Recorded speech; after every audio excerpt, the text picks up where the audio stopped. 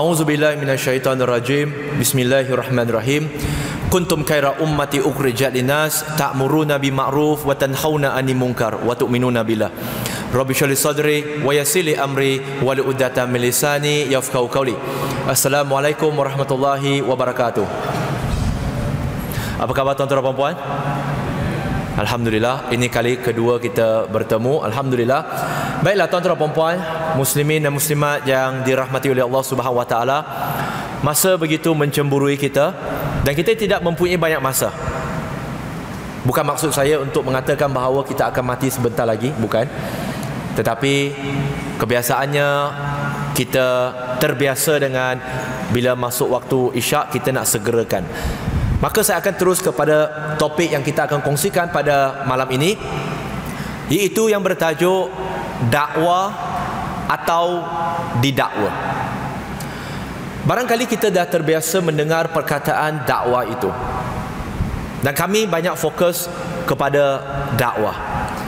Cuma apa yang perlu difahami adalah dakwah dari segi sudut bahasanya bermaksud mengajak, menjemput dan menyeru.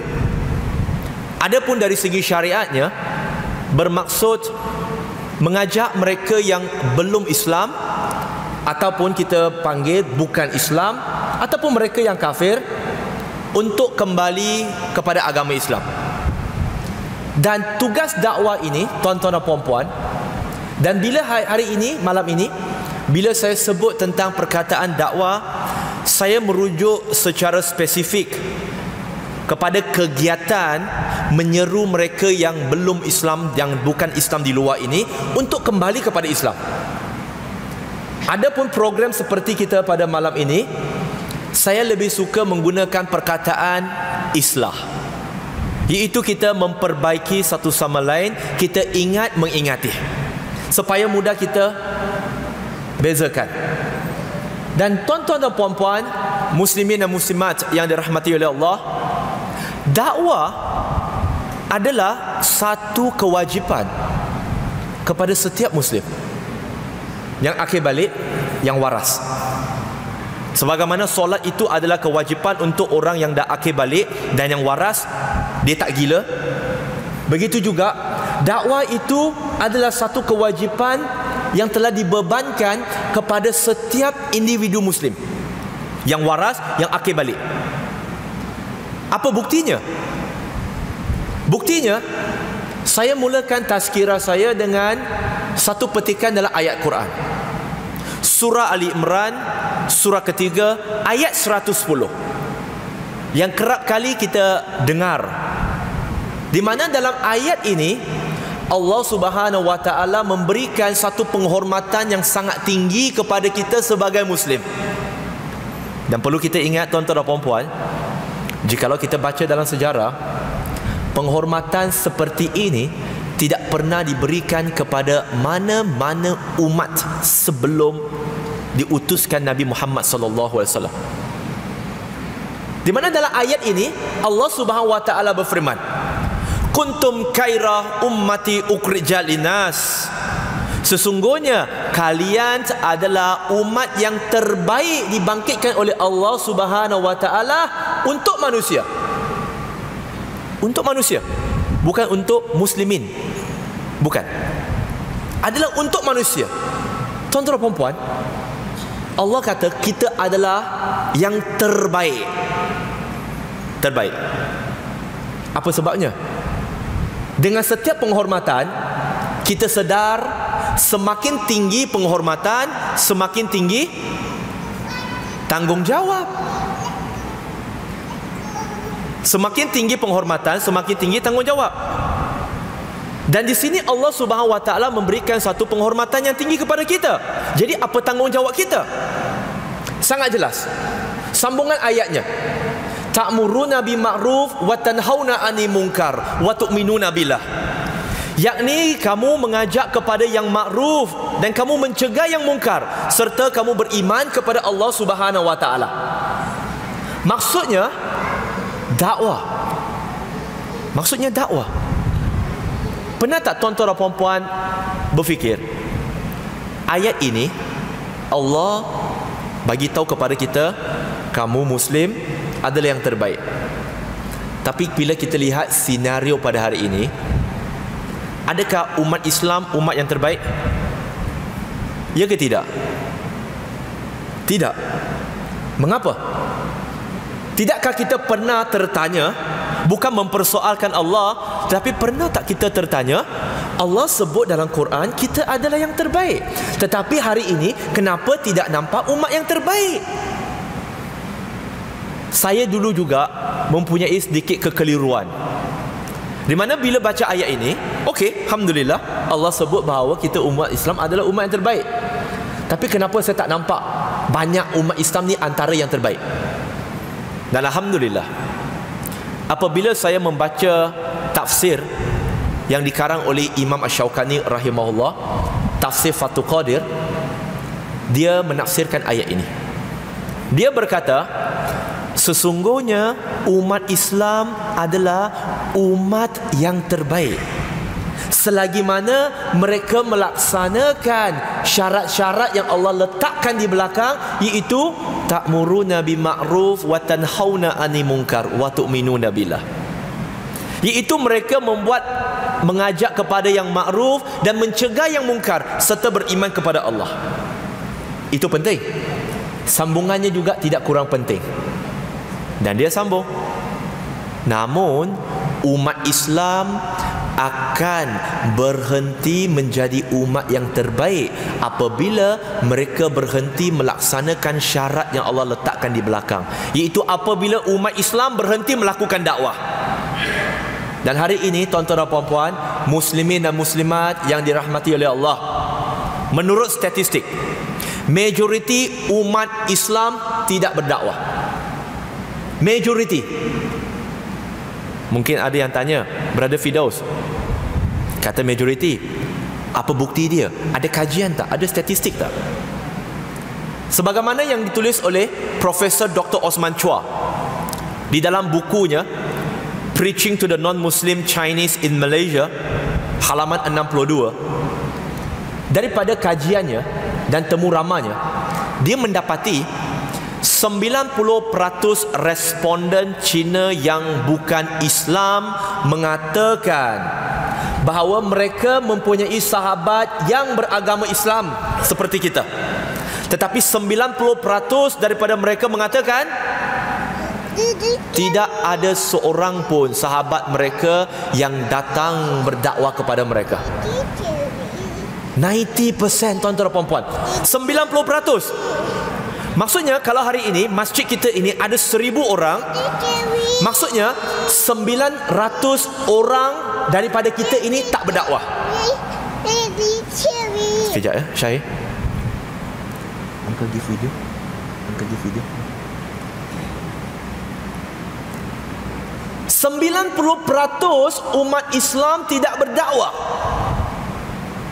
Bayangkan kalau kita kata 90% umat Islam tak solat, apa perasaan kita? Kita katakan, nauzubillah, sesuatu yang wajib kenapa ditinggalkan? Dan sekarang dakwah itu juga suatu kewajipan. Kenapa 90% umat Islam tak buat? Kenapa ditinggalkan? Pernah tak kita terfikir 1400 tahun yang lampau, ketika para sahabat radhiyallahu anhum ini, tidak ada seorang pun di antara mereka yang ada PhD, master, degree, diploma maupun ijazah SPM, PT3, PMR. Tak ada.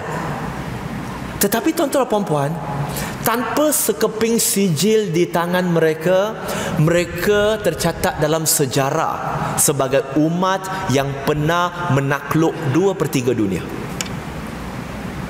Hebat. Tanpa PhD, master, degree, diploma dan ijazah. Tapi hari ini ramai Muslim kita yang ada PhD, master, degree, diploma, ijazah, malahan double PhD, triple PhD dan sebagainya. Tetapi tuan-tuan dan puan-puan, jangan sebut 2/3 dunia, 2/3 hawa nafsu kita pun susah. Kenapa? Apakah mereka mengikuti Quran dan Sunnah yang berlainan dengan yang kita ikut hari ini? Sama. Jikalau apa yang mereka ikut itu adalah sama sebagaimana apa yang sedang kita ikuti pada hari ini, persoalannya, mengapa jauh sangat perbezaannya? Mengapa? Saya tidak berhasrat datang sini untuk setakat datang jauh-jauh berceramah untuk buat tuan-tuan dan puan-puan gelak ketawa, lawak-lawak. Tak apa. Nak tengok cerita lawak, insya-Allah boleh kita gelak ketawa, insya-Allah akan ada. Itu lebih baik tengok rancangan gelak ketawa. Sebab tujuan tazkirah, tujuan kita adakan ceramah adalah untuk kita menjadi lebih baik.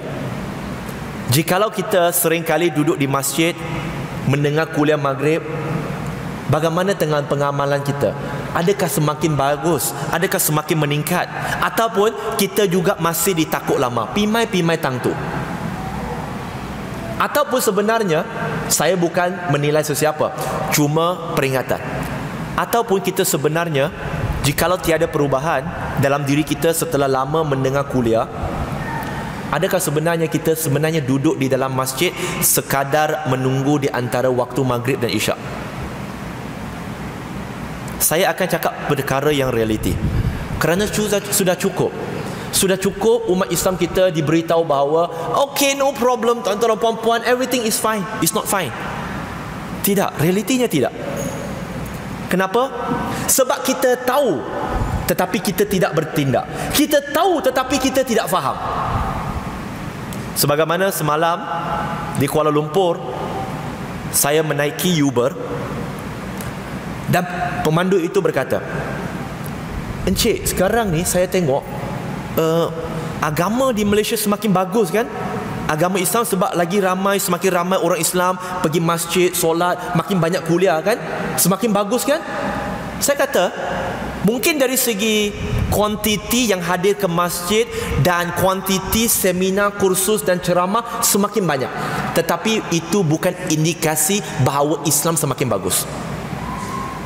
Setuju tak tuan-tuan dan puan-puan? Saya akan qualify kenapa saya kata begitu. Dan tuan-tuan dan puan-puan jangan salah faham yang saya datang sini nak judge. Tapi tuan-tuan dan puan-puan boleh terus angkat tangan, Brother Firdaus, saya tak setuju dengan kamu. Okey, tak ada masalah. Saya kata, saya tak lihat kepada kuantiti, saya lihat kepada kualiti. Apa indikasi saya Islam semakin bagus? Saya kata, jikalau Islam semakin bagus di Malaysia, maksudnya dari segi pengamalan, akhlak kita semakin bagus, amanah kita semakin bagus, perbuatan kita semakin bagus, percakapan kita semakin bagus. Maka kita tidak akan lihat pada hari Jumaat mereka yang parking 2, 3, 4 layer dan parking di paling luar, dia tahu dia parking di paling luar sekali, halang 4 beberapa kereta di bawah, tetapi dia tetap mampu solat tahajud di sini sehingga orang tertunggu di luar. Jikalau Islam semakin bagus, maka saya akan kata kita akan tengok masjid-masjid tandasnya bersih, tetapi majoriti tandas yang saya pergi, masjid-masjid yang saya pergi kotor. Jikalau Islamnya bagus, maka saya akan kata apabila umat Islam datang solat ke masjid, walaupun rumahnya dekat, ketika naik motor dia tak akan naik pakai serban dengan kopiah sahaja, kerana dia tahu fik keutamaan adalah menjaga nyawa. Ini tak pakai sebentar tak mati punya. Kerana kalau aksiden walaupun dekat-dekat, apa akan terjadi pada kepala? Saya bukan mempertikaikan pakai serban, pakai kopiah tau. Tapi tuan-tuan dan puan-puan nak ambil risiko ke? Jarak 200 meter datang ke sini, tak apa, dekat je. Tuan-tuan dan puan-puan, malang tidak berbau. Kalau Islam semakin bagus, maka pemahaman mesti semakin bagus. Kenapa semakin banyak lagi rancangan-rancangan yang merapu? Kenapa? Kenapa banyak akhlak yang tidak bagus? Kenapa kegiatan pecah amanah semakin meningkat? Kalau Islam bagus, nescaya perkara ini semakin menurun. Betul ke tidak? Maksudnya, kuantiti tidak melambangkan kualiti. Ini juga memberikan indikasi ramai yang datang masjid, dia hanya ingat solat 5 waktu cukup, tetapi solatnya tidak dimanifestasikan di luar. Bila duduk dekat sini, azan, imam panggil, aqimus solah, datang solat. Boleh je beratur cantik-cantik, tapi benda yang beratur cantik-cantik, soft cantik-cantik, kat luar parking merata. How? Tell me how. Saya tak faham. Maksudnya Islam di Malaysia, kuantiti cantik, kualiti tak ada. Kerana tuan-tuan dan puan-puan, bukan sekadar kita datang mendengar kuliah, kita nak perubahan. Bayangkan kalau kita asyik makan ubat, makan vitamin untuk tujuan semakin sehat, tapi semakin makan semakin sakit. Bermanfaat tak ubat tu? Tak bermanfaat, malahan meracuni kita. Sama juga solat kita menjadikan kita semakin pemarah, semakin seorang jadi semakin bengis, semakin tak berdisiplin, semakin kurang ajar, semakin kurang akhlak. Minta maaf, solat tadi itu sekadar senaman badan saja. Mungkin ada yang rasa panas, saya pun panas. Tapi realiti tuan-tuan dan puan-puan, dakwah, Imam Asy-Syaukani kata umat Islam akan berhenti menjadi umat yang terbaik apabila mereka berhenti melakukan dakwah, tuan-tuan dan puan-puan. Dan saya bagi satu contoh lagi. Jikalau ditanya kepada tuan-tuan dan puan-puan, sayang ke tidak kepada ibu bapa kita? Sayang ke tidak? Sayang. Macam kurang sayang je. Dia mungkin berbeza kalau saya kata sokong tak calon ini.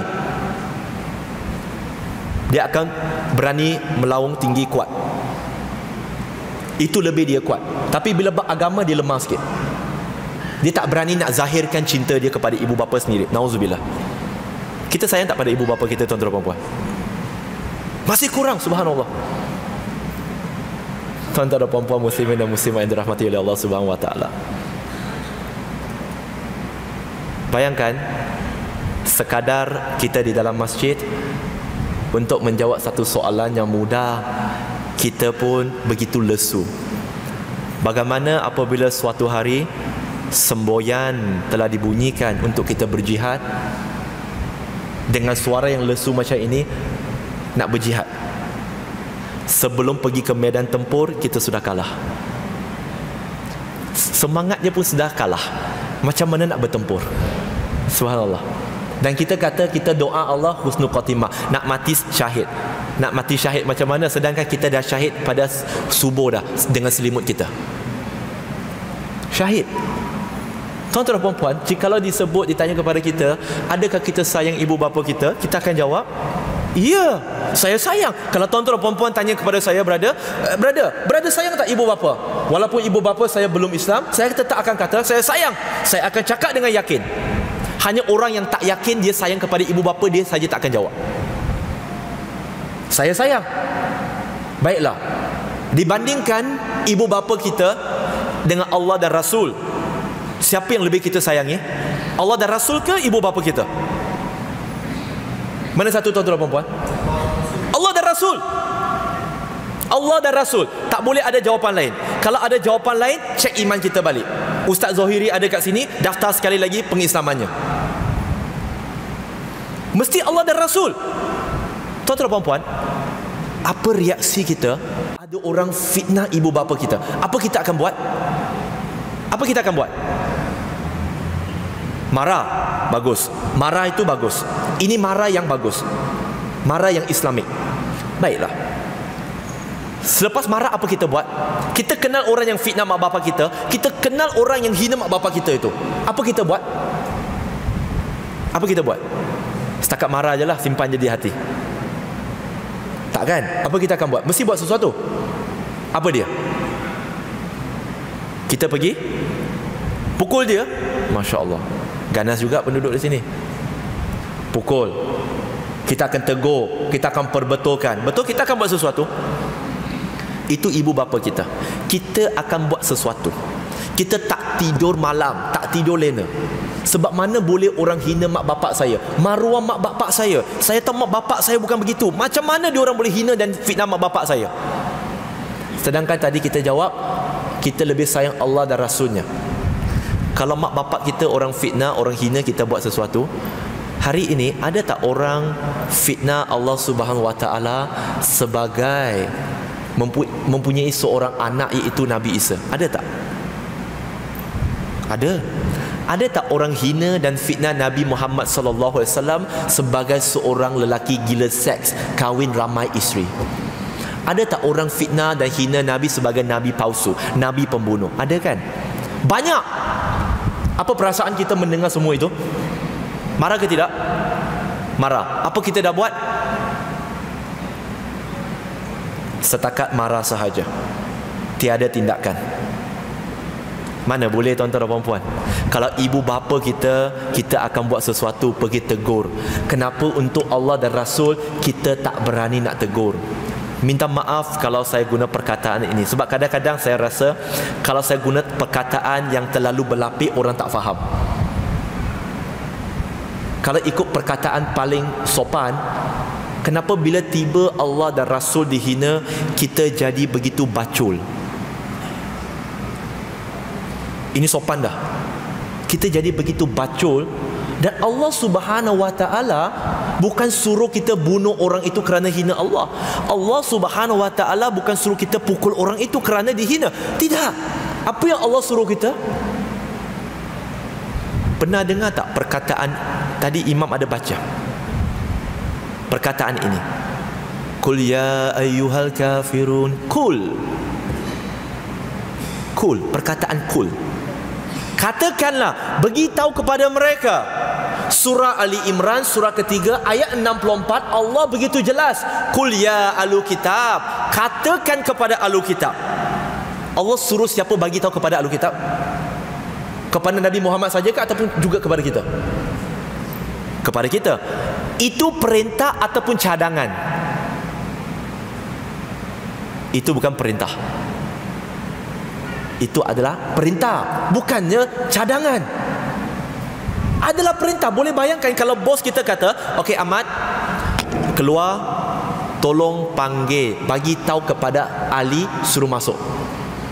Lepas tu kita tanya dekat bos, bos, itu perintah ke cadangan bos? Kita tahu, bagi tahu kepada Ali suruh Ali masuk, itu perintah dalam bentuk perkataan yang sopan. Dan dalam ayat ini Allah suruh kita Muslim, Qul ya ahlu kitab, katakan kepada ahlu kitab, ta'alau ila kalimatin sawa'in bainana wa bainakum, datang kepada persamaan antara kami dengan kamu. Apa persamaan Allah suruh kita cari? Alla na'budu illallah, kita hanya menyembah Allah, wala nusyrika bihi syai'an, kita tidak akan menyekutukan Allah, wala yatakiza ba'duna ba'dan arbaba min dunillah, dan kita tidak menjadikan sebahagian antara kita sebagai sekutu di sisi Allah. Dan bila berdakwah, Allah tahu ada orang terima, tapi majoritinya menolak. Maka Allah sambung, fa in tawallaw, jikalau mereka berpaling. Kita nak ajak orang datang solat senang ke susah? Susah oh.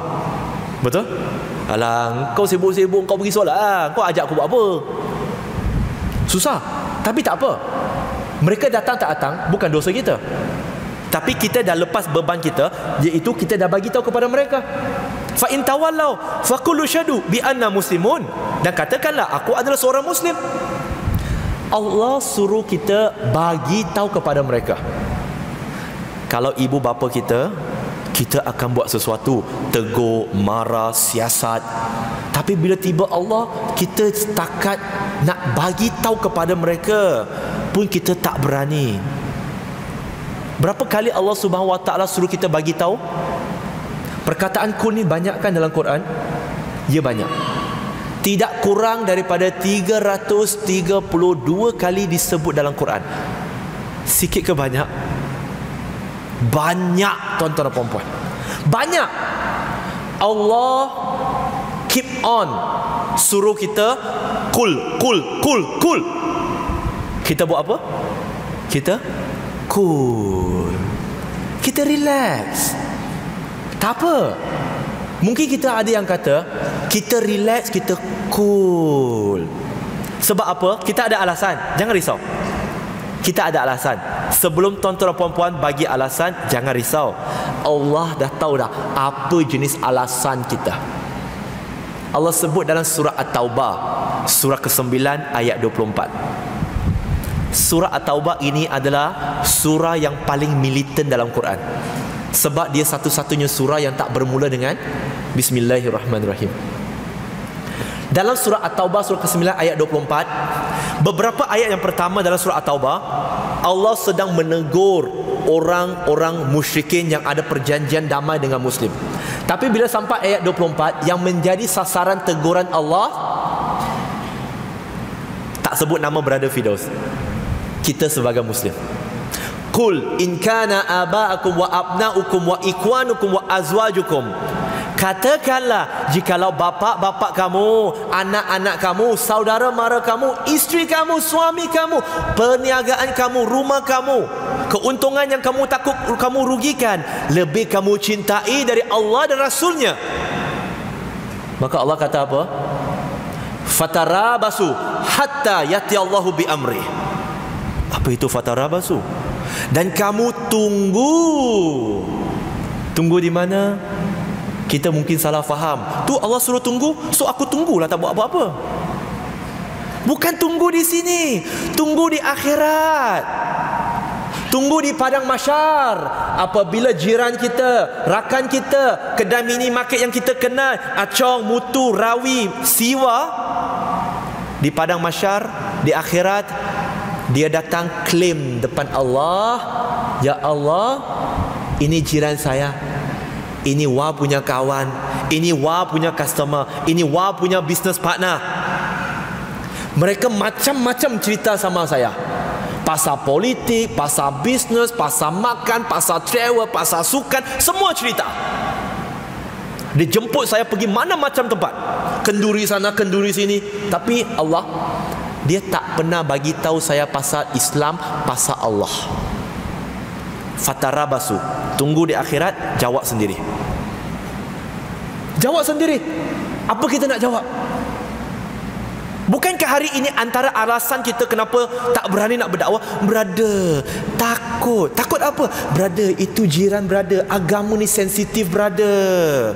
Itu business partner brother. Tak boleh brother. Itu bos saya brother. Tak boleh. Takut brother. Takut sebab apa?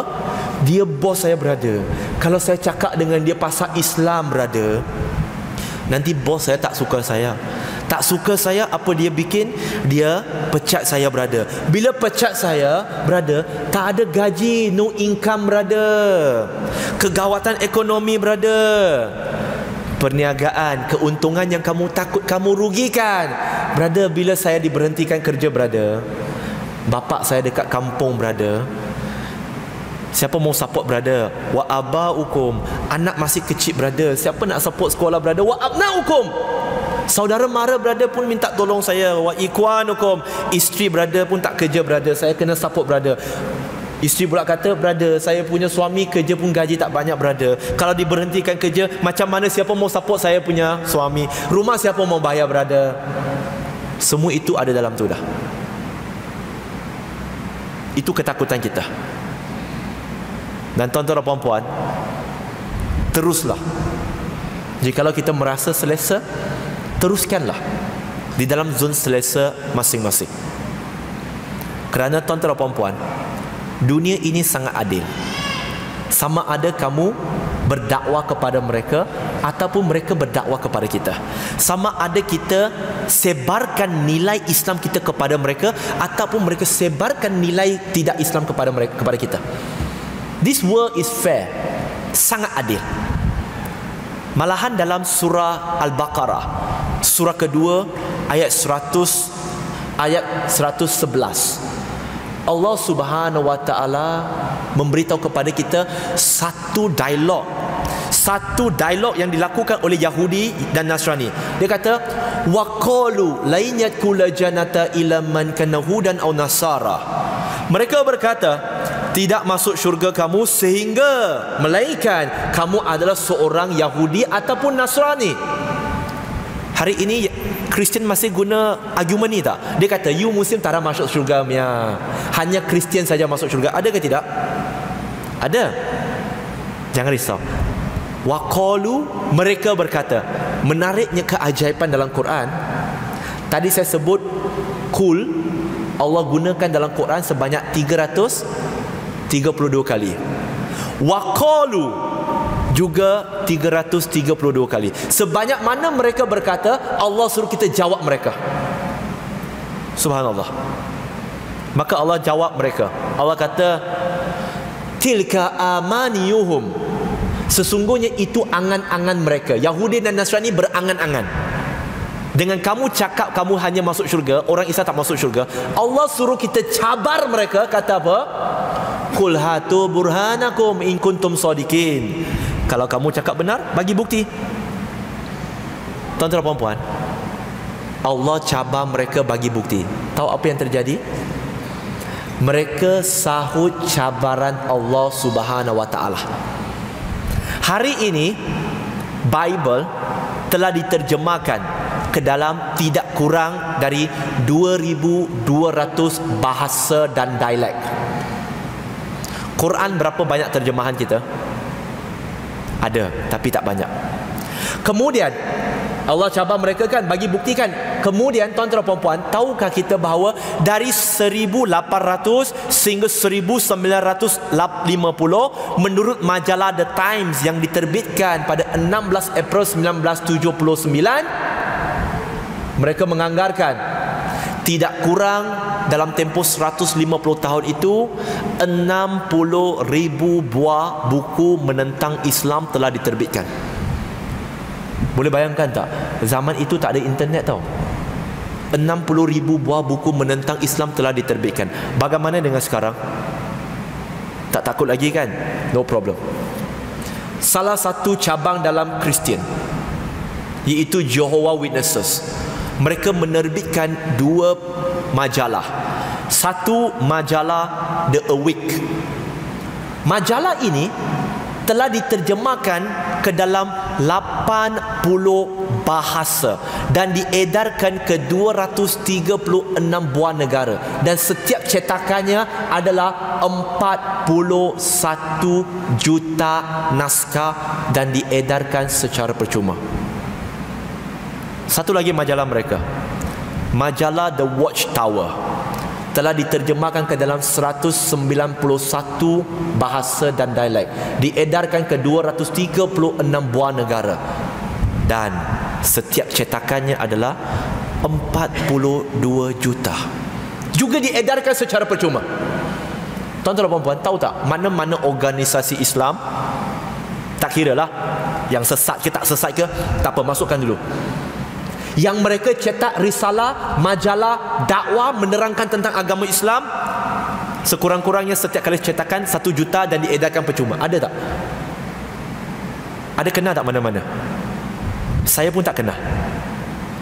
Mungkin ada, tapi mungkin kita yang tak tahu.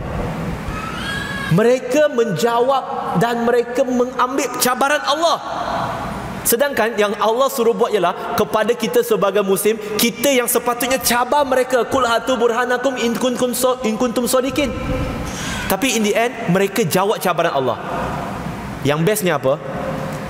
Mereka bukan sekadar, saya bagi statistik 2 lagi.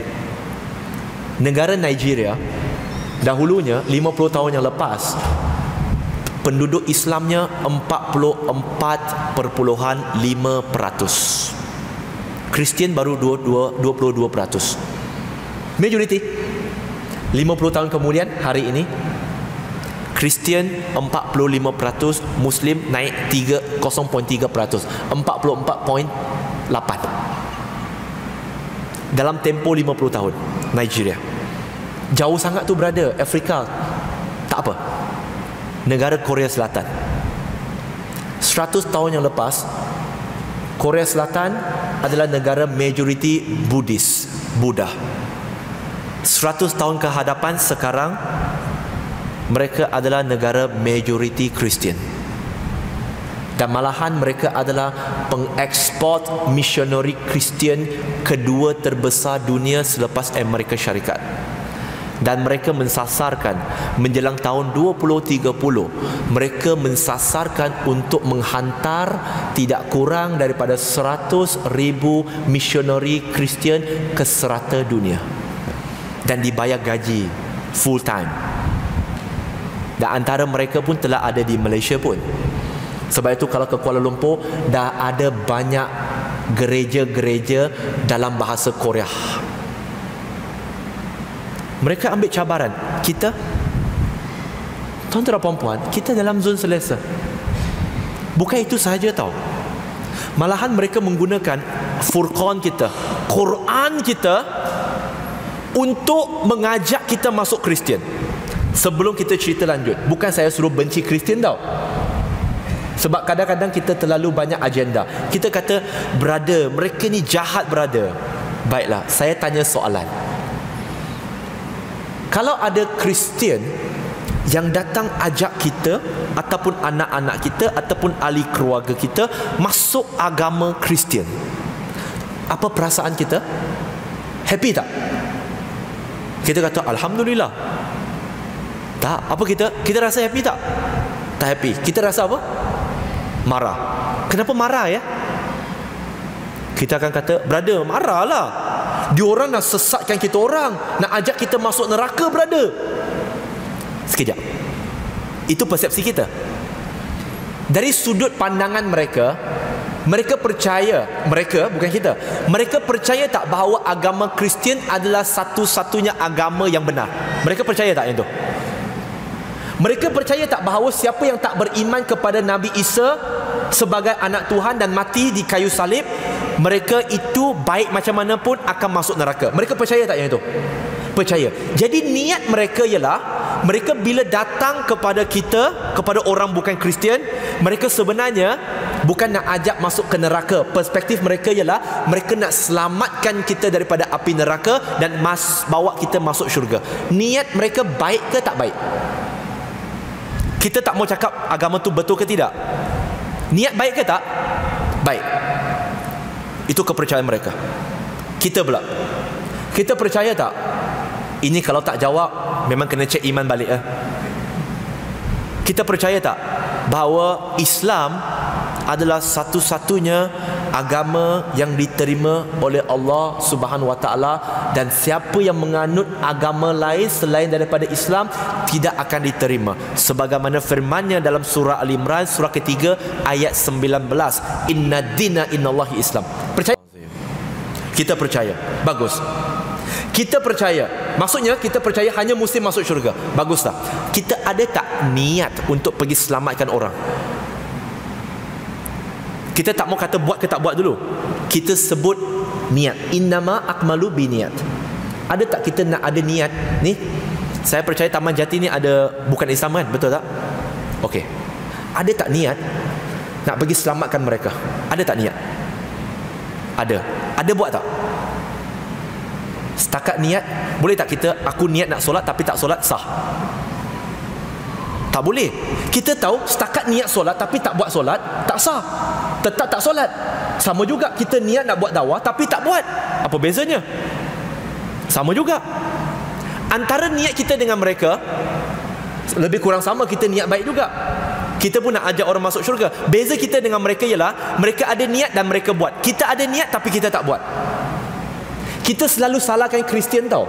Bukan saya nak bela mereka. Jangan fikir Ustaz Zohiri salah jemput orang ini ejen Kristian. Astaghfirullahalazim. Kita suka salahkan Kristian. Kita kata, brother, mereka ni agenda banyak, brother, nak murtadkan orang Islam.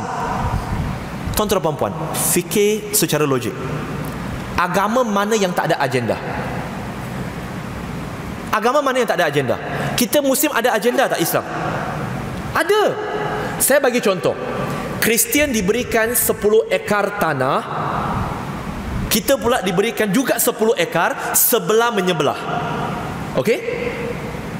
Kristian 24 jam mereka kerjakan ladang mereka. Kita pula buat tak buat, biarkan lalang tumbuh. Ladang kita hidup segan mati tak mau. Bila tiba musim menuai, ladang Kristian 10 ekar, tanamannya subur, banyak buah, mereka dapat hasil, mereka jual, dan bila mereka jual mereka dapat duit. Bila mereka dapat duit, mereka buat program kebajikan, mereka buat projek makan-makan, mereka pergi perkampungan orang asli, mereka bagi duit kepada orang Islam dalam bentuk kebajikan. Kemudian logik ke tidak, kita yang tak kerjakan ladang kita, kita komplain. Mana adil mereka rajin sangat? Adil ke kita komplain macam tu? Tak adil. Kenapa kita tak mempertikaikan diri kita dan berkata, ya Allah, kenapa orang Islam kita ada tanah tak nak buat? Kita terlalu fokus kepada apa orang buat sehingga kita lupa apa yang kita perlu buat. Kristian macam tu. Pernah tak kita fikir, Kristian macam tu, macam mana aku boleh buat lebih baik daripada itu? Saya cerita sesuatu kepada tuan-tuan dan puan-puan. Bukan sebab ada Ustaz Zohiri maka saya puji tau, bukan. Saya tak suka bodek punya. Pernah tak kita selalu dengar orang komplain, jabatan agama tak buat kerja punya, buat kerja lembab? Pernah dengar kan? Bukannya tuan-tuan dan puan-puan komplain, orang lain. Ada kan? Sebenarnya tuan-tuan dan puan-puan, kita tak kata jabatan agama itu maksum. Mereka juga manusia. Mereka ada kekurangan, mereka ada buat kesilapan. Kita kata mereka tak buat kerja. Tapi saya nak tanya secara peribadi, berapa ramaikah di antara kita yang pernah mendekati pegawai jabatan agama ataupun pergi jabatan agama dan tanya serta menawarkan diri dia, Ustaz, saya karya masjid di sini, apa saya boleh tolong? Ada tak? Kita komplain mereka tak buat kerja. Yang tak buat kerjanya kita yang asyik kaki komplain. Saya pernah ikuti mereka. Saya ingat kali pertama saya kuliah di sini, malam itu juga selepas kuliah. Kalau siapa yang ikut kuliah pertama saya dulu, tahun lepas ke Ustaz selepas sahaja kuliah itu, kami terus pergi ke Greek. Sebab paginya kami masuk kampung orang asli. Jabatan agama punya kerja. Tahu tak, jabatan agama setiap minggu, saya tak mau kata setiap hari, setiap minggu pasti akan ada pegawai Jabatan Agama Islam Perak masuk kampung orang asli. Dan tahu tak apa cabaran mereka? Cabaran mereka ialah mereka datang beberapa orang, resources pun kurang, tapi kerja siang dan malam kena duduk di situ. Tapi kita pula selesa duduk bilik aircon di rumah. Tapi kata nak mati syahid, syahid di rumah lah tu. Bila kami pergi, tuan-tuan dan puan-puan, kami bawa 70 kampit beras 10 kilo. Banyak ke tak? Banyak. Kami naikkan atas bot, hampir nak tenggelam dah bot tu. Ingat banyak gila dah. Tengah muat naik, ingat bangga dah. Okey lah, 70 kampit ni banyak lah tu. Tak pernah bagi 70 kampit beras bro. Pernah tak tuan-tuan dan puan-puan, pernah bagi tak? Tak pernah kan? 70 kampit tu banyak. Sedang kami muat naik, tahu tak apa berlaku? Di atas tu kami nampak satu lori. Satu lori tu kami tak tahu siapa punya dan tak tahu apa ada kat dalam.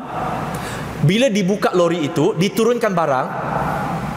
Sana pula kami pakai bot yang kecil. Sana pula tersedia satu bot yang macam hotel tu. Bila dibuka, semua kat dalam tu adalah beras dan Tiger Beer. Kami bawa 70 kampit, mereka bawa satu lori. Kristian. Siapa yang tak buat kerja sebenarnya? Mereka perlukan sukarelawan. Siapa yang sukarela? Semua tak nak. Semua tak nak. Nak datang tolong masjid pun untuk cuci lantai, tak glamour pun. Kenapa tidak menawarkan diri?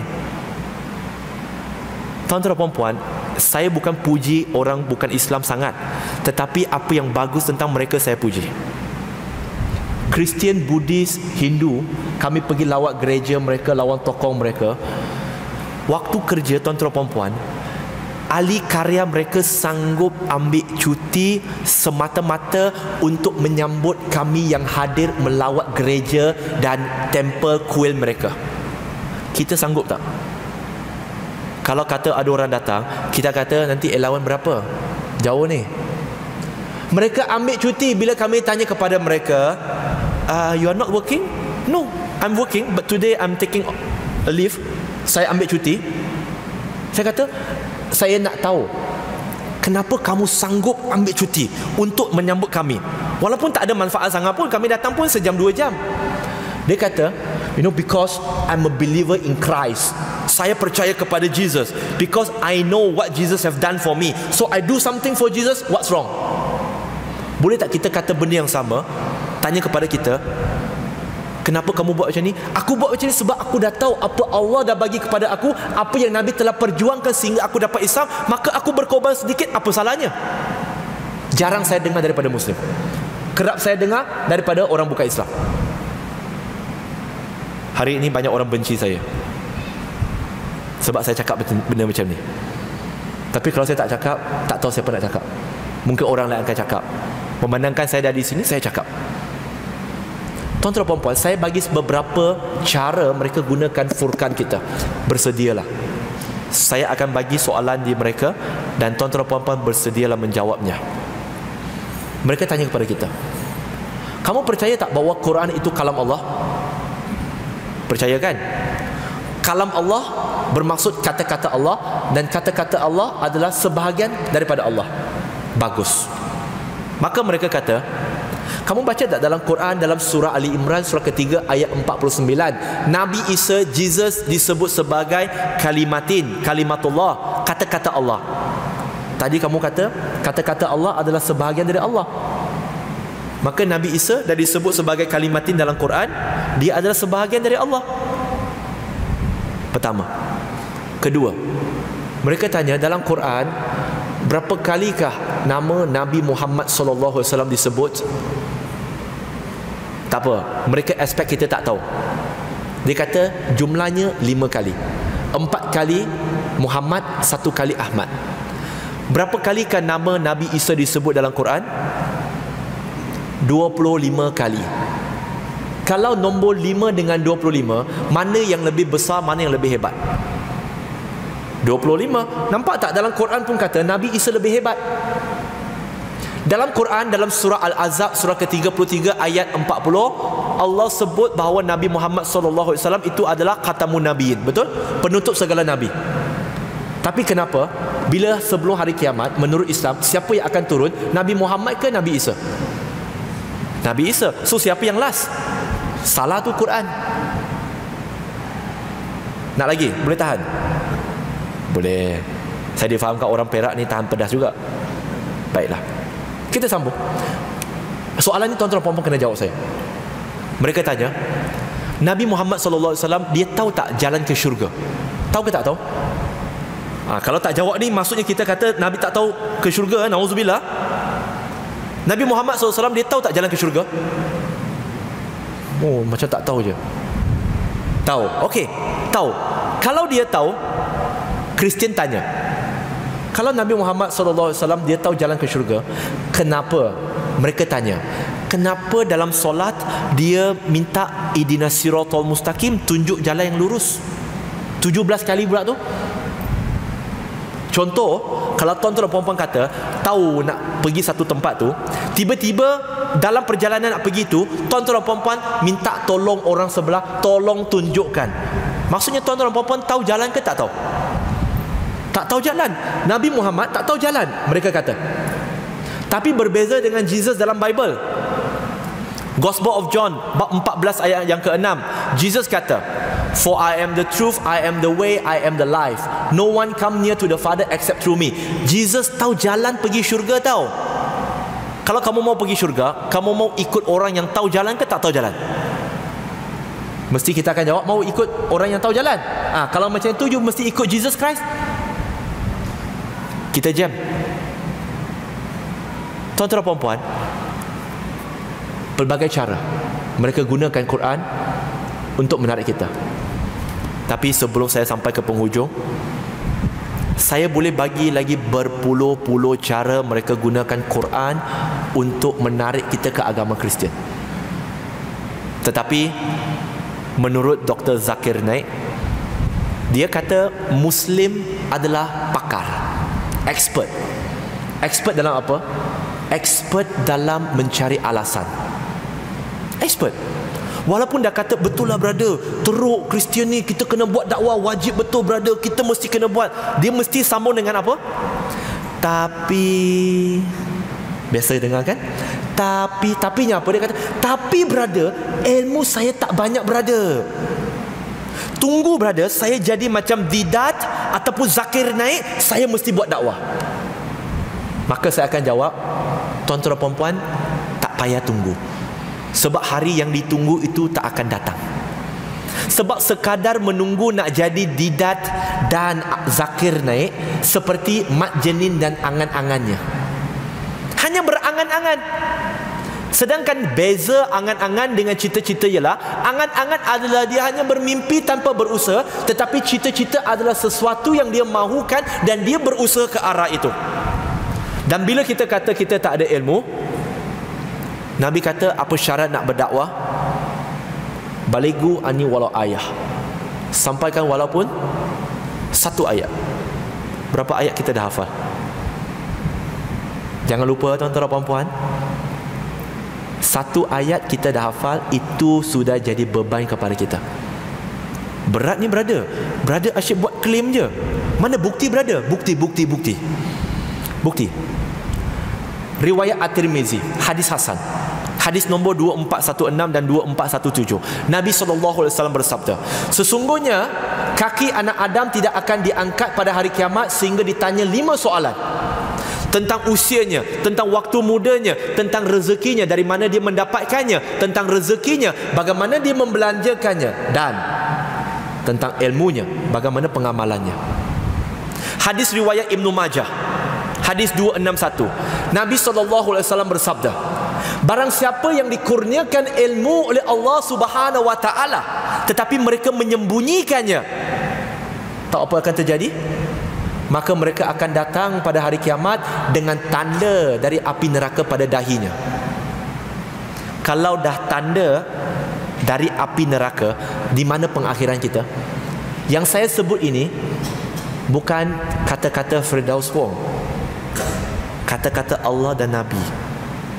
Sedangkan orang yang beriman sifatnya adalah wasami'na wa ata'na, kami dengar dan kami taat. Tetapi sifat Yahudi dan Nasrani, wasami'na wa ansaina, kami dengar, kami tak mau taat. Sebagaimana Bani Israel suruh Nabi Musa, lu pergi sendirilah. Apa sikap kita sekarang? Kita pergi bersama dengan Nabi memperjuangkan agama ini, ataupun kita kata, Nabi, thank you so much, you sudah juang 1400 tahun, you pergi sendirilah. Kita, saya boleh bagi banyak lagi sebab saya tengok ramai dah tengok jam dah. Saya tak tahu, mungkin yang lapar dan sebagainya. Sebab saya tak rasa puas, sebab saya tak habis pun. Sebab saya datang jauh-jauh, takkan nak cakap setengah jam, 45 minit. Cakap 2 jam baru puas. Boleh ke? Masya Allah. Betul Jangan kata boleh, lepas tu lah tinggal 3-4 orang dekat depan. Tak apa, saya sambung sikit lagi. Boleh ke? Nanti saya buka sedikit untuk ruang soalan jawab. Jangan anggap saya datang marah tuan-tuan perempuan. Bukan. Macam tuan-tuan perempuan, bila marah anak-anak, sebenarnya marah kerana benci ke marah kerana sayang? Sayang. Saya juga sayang pada tuan-tuan perempuan. Walaupun ada yang di antara kita kali pertama bertemu, innama mu'minun wa ikhwah, setiap yang beriman itu bersaudara. Surah Al-Hujurat, surah 49 ayat yang ke-10. Saya sayang tuan-tuan perempuan. Saya perlu ingatkan, saya rasa saya akan gagal melaksanakan tugas saya jikalau saya datang, saya tak cakap dengan tuan-tuan perempuan, saya tak ingatkan. Selepas saya habis cakap, tuan-tuan perempuan tak buat, saya tak boleh buat apa. Keputusan tuan-tuan perempuan yang pilih. Di akhirat, nafsi. Maka seterusnya akan ada yang kata, betul brother, betul, kita kena buat, okeylah betul, balighu ni walau ayat, satu ayat saja. Tapi dia ada tapi lagi, banyak lagi tapi. Dia kata, tapi brother, tapi saya pun banyak kekurangan brother. Saya pun baru belajar agama brother, tak pandai brother. Akhlak pun kena tingkatkan, solat pun kadang-kadang tunggang langgang brother. Nampak seperti alasan yang bagus. Saya buat perbandingan. Ada tak di antara kita di sini yang na'udzubillah minum bir? Ada tak? Ada tak yang minum bir? Tak ada. Root beer, ginger beer. Okey, kita kata arak yang beralkohol tu lah. Okey, tak minum. Kristian, mereka minum ke tak? Minum. Sedangkan dalam kitab mereka, dalam Proverbs bab nombor 20 ayat yang pertama, mereka dilarang untuk minum arak, tapi mereka minum arak. Di sisi Allah Subhanahu wa taala, siapa lebih baik, mereka yang minum arak ataupun kita yang tak minum arak? Siapa lebih baik? Kita Muslim. Di sini ada tak siapa yang makan kerbau pendek? Tahu kerbau pendek? Kerbau yang pendek-pendek, comel-comel tu, kinzir. Tak ada kan? Alhamdulillah. Kristian, majoriti mereka makan tak kerbau pendek? Makan. Sedangkan dalam kitab Leviticus mereka bab 11 ayat yang ke-7, mereka tak boleh makan kinzir. Jadi di sisi Allah, siapa lebih baik, mereka ke kita? Kita. Ada tak siapa yang sini yang berjudi, beli toto? Ada tak? Tahu tak apa itu toto? Totok adalah singkatan kepada tipu orang tak ada otak. TOTO. Okey? Tak ada judi, alhamdulillah. Kristian mereka berjudi tak? Berjudi. Sedangkan dalam Bible mereka kata tak boleh berjudi. Siapa lebih baik? Kita. Last. Di sini ada tak, nauzubillah, siapa yang berzina? Tak ada. Alhamdulillah. Ada pun jangan mengaku. Ada tak di kalangan missionary, pendakwa Kristian, mereka melanggar pelacur? Ada. Seorang yang sangat terkenal, namanya Jimmy Swaggart, yang berdebat dengan Ahmad Didat. Dia ditangkap 2 kali melanggar pelacur. Tetapi walaupun dia ditangkap melanggar pelacur, dia masih berani datang ke hadapan untuk menyampaikan agama Kristian. Tetapi tuan-tuan dan puan-puan, kita di sini alhamdulillah tak ada seorang pun yang melanggar pelacur yang berzina tak berani datang ke hadapan. Mereka yang buat maksiat berani, bukan tunjuk Ustaz Zohiri, bukan. Mereka yang buat maksiat berani buat, dan mereka berani ke hadapan untuk menyampaikan agama Kristian. Kita yang alhamdulillah di sisi Allah lebih baik daripada mereka, kita tak berani, kita malu. Adakah kita sedang hidup di zaman yang ditakuti oleh Umar Ibn Khattab radhiyallahu anhu?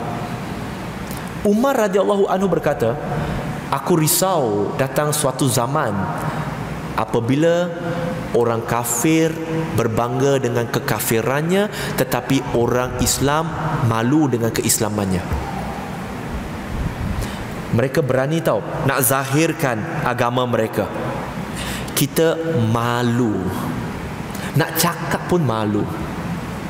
Alasan yang terbaik daripada kawan saya, lama tak jumpa, dia tahu saya dah masuk Islam. Dia kata, tahniah Wong, kamu dah masuk Islam. Saya kata, alhamdulillah, terima kasih. Tahniah Wong. Saya kata, okey, alhamdulillah. Lepas tu saya kata dengan dia, boleh, dan dia kata, Wong, you tahu tak, kalau you dulu you tak ada masuk Islam, kalau you mati sebagai bukan Islam, sebagai kafir, you masuk neraka tahu, dibakar selama-lamanya. Baik tak kawan saya? Baik. Tapi terlambatlah sebab saya dah Islam pun. Dulu tak cakap. Lepas tu saya minta izin, boleh tak saya tanya soalan? Dia kata boleh. Nak tahu, yang pasal kalau saya dulu tak masuk Islam, kalau mati sebagai kafir, masuk neraka selama-lamanya, sekarang baru tahu ke dari dulu sudah tahu? Dia kata dari dulu sudah tahu, kecil-kecil sudah belajar ini barang. Tuan-tuan puan-puan pun dah tahu benda ini dhamma kan? Alhamdulillah. Maka saya tanya dia, kalau dari dulu lagi engkau dah tahu kalau aku mati sebagai orang kafir, tak beriman, aku mati akan masuk neraka, dibakar selama-lamanya, kenapa dulu engkau tak nak selamatkan aku? Relevan tak soalan saya? Relevan. Tahu apa jawapan dia? Jawapan dia kata, Wong, macam mana aku nak selamatkan kau? Aku sendiri pun belum tentu selamat. Alasan ini yang bawa kita kepada kesimpulan dan penutup. Ramai di antara kita salah faham, dakwah adalah untuk selamatkan orang lain. Itu salah. Dakwah adalah selamatkan diri. Kenapa? Surah At-Tahrim, surah ke-66 ayat yang ke-6. Ya ayyuhallazina amanu qu anfusakum wa alikum narah. Wahai orang-orang yang beriman, selamatkanlah diri kamu dan ahli keluarga kamu. Kenapa saya sebut dakwah itu selamatkan diri kita? Saya bagi satu cerita sebagai penutup. Cerita ini dalam Quran. Masih ingat tak peristiwa hari Sabat, di mana Yahudi mereka dilarang ke laut tangkap ikan pada hari Sabtu. Dah dilarang, tak boleh pergi tangkap ikan pada hari Sabtu. Jadi apa mereka buat? Satu golongan mereka pergi ke laut pada hari Jumaat sebelum maghrib, mereka letak jala ikan. Betul? Dan kemudian mereka balik. Bila balik masih hari Jumaat. Maka golongan kedua nampak, kumpulan kedua nampak mereka, dan mereka tegur golongan kumpulan yang pertama tadi. Bro, kenapa korang pergi tangkap ikan? Bukankah Allah telah mengharamkan kita untuk menangkap ikan pada hari Sabtu? Kumpulan pertama dia jawab. Dia kata, bro, hari ini hari apa? Hari Jumaat bro. Tak tahu tengok kalender ke? Ini saya tambahlah sendiri. Hari ini hari Jumaat bro, kami letak jaring di laut pada hari Jumaat. Sabtu kami tak ada pergi laut. Pada hari Sabtu dekat TV3, ini saya tambah sendirilah supaya kita nampak segar sikit kan.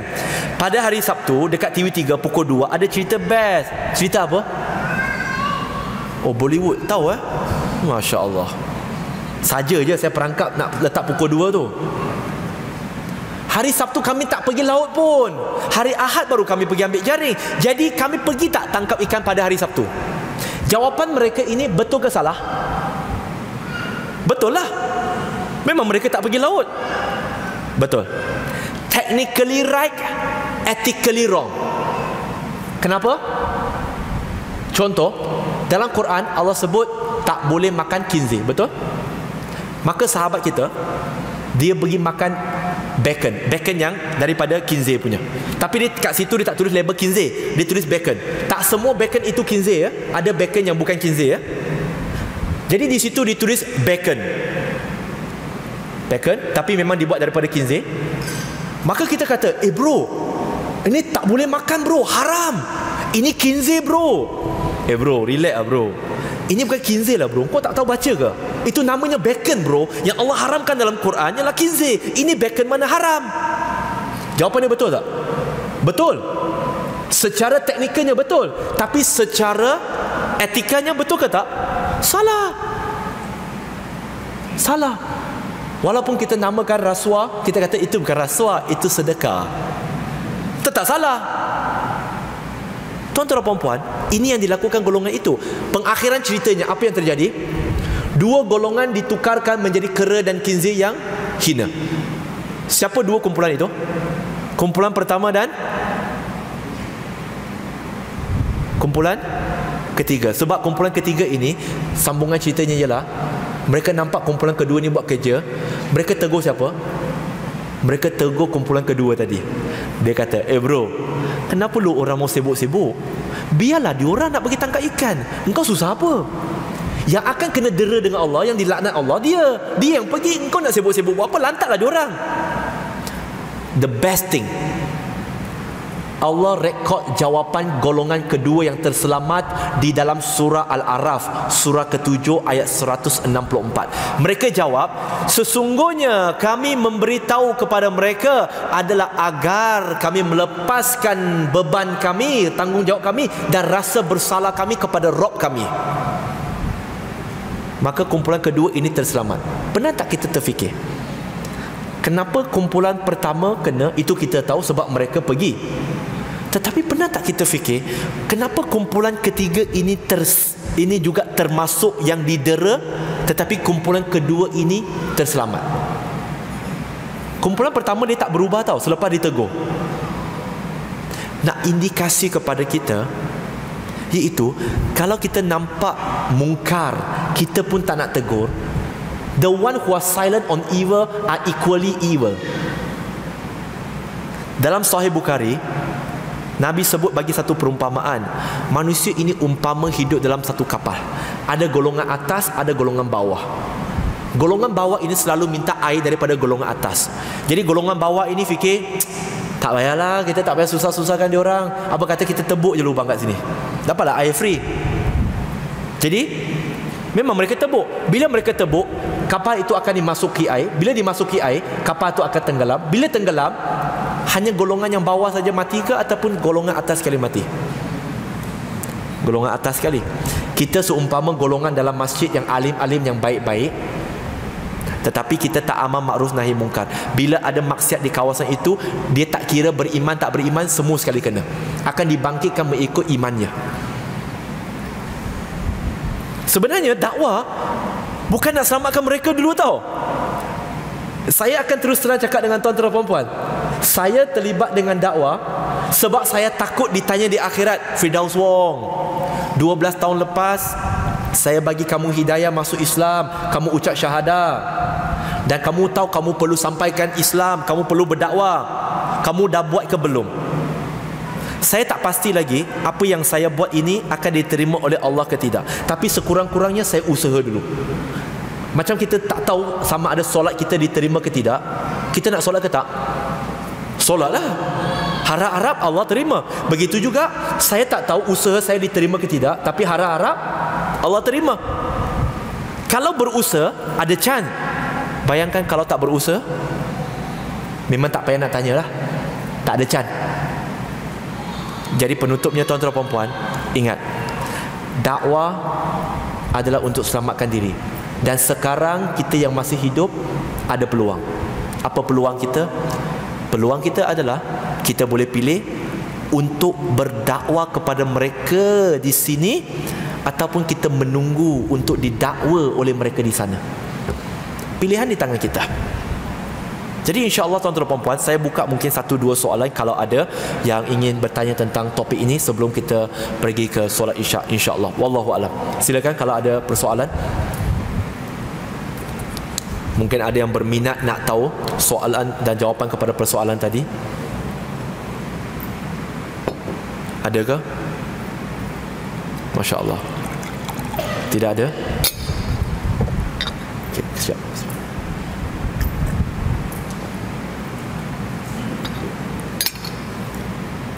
Tidak ada soalan? Baiklah. Saya beranggapan bahawa apabila telah diberikan soalan sebentar tadi dalam kuliah dan tidak ada yang ingin mendapatkan jawapan tentang persoalan yang dilontarkan oleh misionari Kristian, saya membuat anggapan bahawa tuan-tuan dan puan-puan tahu jawapannya dan boleh menjawabnya apabila berhadapan dengan mereka nanti, dan bukannya menyuruh mereka diam dan jangan bertanya. Dan saya beranggapan alhamdulillah, maksudnya kuliah tadi alhamdulillah bagus, semua dah faham. Itu sebabnya biasanya tak ditanya soalan. Baiklah, sebelum saya berundur diri, insya-Allah pada 28 Ogos nanti, bulan depan, kami akan berangkat ke negara Zambia, Zimbabwe, Botswana, dan kemudian pada bulan Oktober akan disusuli ke negara Uganda dan juga Kenya. 5 buah negara Afrika. Jumlah keseluruhan tempoh yang kami akan berada di situ lebih kurang sebulan di 5 negara ini. Tujuannya bukan melancong, bukan pergi tengok safari. Tujuannya di situ adalah untuk program dakwah. Sebagaimana tahun lepas kami telah dijemput ke Uganda untuk berdakwah, untuk membuat ceramah, untuk berdebat dengan misionari di sana. Jemputan mereka hadir dengan surat jemputan, tidak ada tiket penerbangan. Tiket penerbangan mereka bagi tahu siang-siang mereka miskin, tak ada duit. Kami yang perlu membeli sendiri, no problem, kami pergi beli. Sampai sana, sound system pun mereka pun tak ada duit nak bayar, no problem. Kami tak kaya, tapi kami nampak mereka jauh lebih memerlukan dari kami. Kami bayarkan. Dan tuan-tuan dan puan-puan, saya cerita sedikit tentang Uganda kepada tuan-tuan dan puan-puan sebelum saya cerita tentang Zambia, Zimbabwe dan Botswana. Kita di Malaysia, kita tak tahu berapa beruntungnya kita. Sebab itu tadi saya nak tunjuk slide, gambar keadaan di sana dan video di sana. Di sana, masjid mereka, jangan kata kipas, jangan kata aircon, kipas pun tak ada. Kapet macam ini mewah dah, tapi mereka pun tak ada. Tapi setiap kali solat fardu mereka, sepanjang kami berada di sana, solat fardu bukan solat Jumaat lah, full house. Full house. Bila kami buat dakwah training kepada pendakwa di sana, ada yang jalan kaki 2-4 jam setiap hari ulang alik untuk datang jalan kaki. Jalan kaki. Kita yang ada basikal, ada motosikal, ada kereta mewah pun tak damai. Siap ada aircon lagi. Sekolah mereka yang kami bagi latihan itu, jangan kata projektor TV, tak ada. Mereka masih guna papan hitam, dan papan hitam itu anytime boleh jatuh. Kerusi mereka tak ada kayu-kayu macam ni, tak ada. Semuanya pokok-pokok mereka ketuk-ketuk sendiri. Pendakwa mereka setiap hari boleh dikatakan hampir setiap hari pakai jubah yang sama, cuma baju singlet kat dalam ditukar saja. Ditanya kenapa, dia kata saya datang nak belajar agama, saya pakai baju yang terbaik dan inilah satu-satunya baju saya, dan saya baru beli sahaja untuk datang kuliah. Pendakwa mereka stokin koyak, seluar koyak, baju kotor, tak ada basikal, tapi dari kampung ke kampung berdakwah. Di sana mereka berlawan dengan misionari Kristian yang memiliki stesen radio. Tetapi pendakwa Islam saudara kita di sana, jangan kata stesen radio, radio di rumah pun tak ada. Tapi mereka berjuang.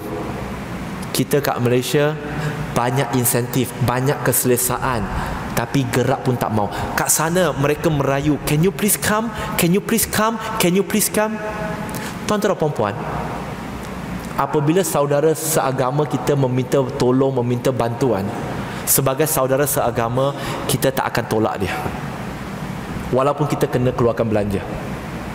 Dan kami jatuh cinta dengan Uganda, negara yang sangat cantik, akhlaknya top class, sangat cantik. Pendakwa mereka, tuan-tuan dan puan-puan, tahu tak, ada di antara mereka mengambil cuti tanpa gaji selama 6 bulan demi menjayakan dan merancang program dakwah kami di sana. 6 bulan tanpa gaji. Kita nak buat kerja pun minta gaji. Kerja dakwah kita minta gaji. Tuan-tuan dan puan-puan, mereka di sana berkorban. Mereka kat sana saya tak nampak pengemis, walaupun miskin. Mereka berusaha, walaupun mereka di situ minoriti 12%, Kristian 84%, tapi orang Islam lah yang paling rajin di sana mengajak Kristian berdebat. Bukan berdebat dalam masjid, berdebat di depan church mereka. Setiap kali berdebat kami lakukan di sana, ribuan manusia datang, walaupun mereka perlu duduk di atas rumput, di atas tanah liat, di atas pasir, dengan bentangkan sejadah, kadang-kadang tak ada. Tapi kita di masjid, kapet cantik, tak ada ribu punya. Itu semangat mereka. Dan alhamdulillah, bukan sasaran kami ke sana untuk mengislamkan orang, kerana itu adalah kerja Allah, bukan kerja kami. Tapi Allah bagi bonus. Dalam seminggu kami berada di sana, 80 orang di situ masuk Islam.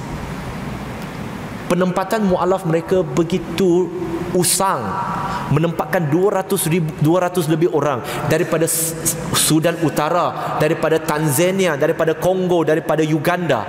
200 lebih orang, tapi semangat nak belajar, Masya Allah. Setiap mu'alaf mereka yang telah belajar di situ, keluar saja terus berdakwah, terus berani berdepan dengan missionary, father, priest, pastor mereka. Kita yang dah lama mengaji agama, nak bercakap dengan kawan Kristian sebelah pun tak berani. Di mana izah kita? Dan tahun ini kami menerima jemputan. Kami akan kembali ke Uganda dan Kenya kerana kami telah menandatangani perjanjian dengan mereka. Kami telah sponsor mereka hampir 200 ekor kambing untuk diternak, 4 biji motosikal, 40 biji basikal untuk kegunaan pendakwa kita di sana. Kami kaya? Tak. Allah yang maha kaya. Allah gunakan kami untuk asbab kebaikan. Dan kali ini kami tak sangka akan dijemput pula ke Zambia, Zimbabwe dan Botswana, yang secara umumnya umat Islam di 3 negara itu kurang dari 1%. Kurang dari 1%. Tetapi ajaran sesat di sana, Ahmadiyah, hampir 2%. Muslim sunnah, ahli sunnah wal jemaah, kurang dari 1%. Tapi mereka nak buat dakwah di sana. Dan mereka jumpa kita, sekali lagi mereka kata, sorry, we don't have money. Tapi mereka dah bagi tahu, sampai saja kami di Zambia nanti, kami perlu bayar untuk stadium yang mereka nak sewa itu. Sebab mereka nak buat program, tak ada duit. Mereka terus terang, kita tak ada masalah.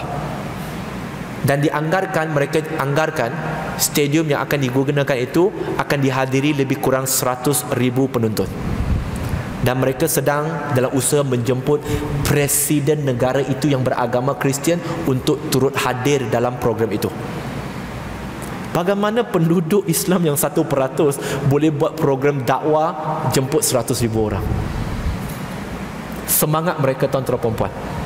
Mereka kata, tolonglah pergi negara jiran kami, tolonglah Zimbabwe sikit, tolonglah Botswana sikit.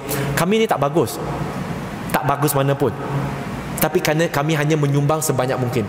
Dan tuan-tuan dan puan-puan, daripada 4 pendakwa yang akan pergi ke Zambia, Zimbabwe dan Botswana, saya nak kongsi dengan tuan-tuan dan puan-puan, 3 daripadanya adalah mu'alaf.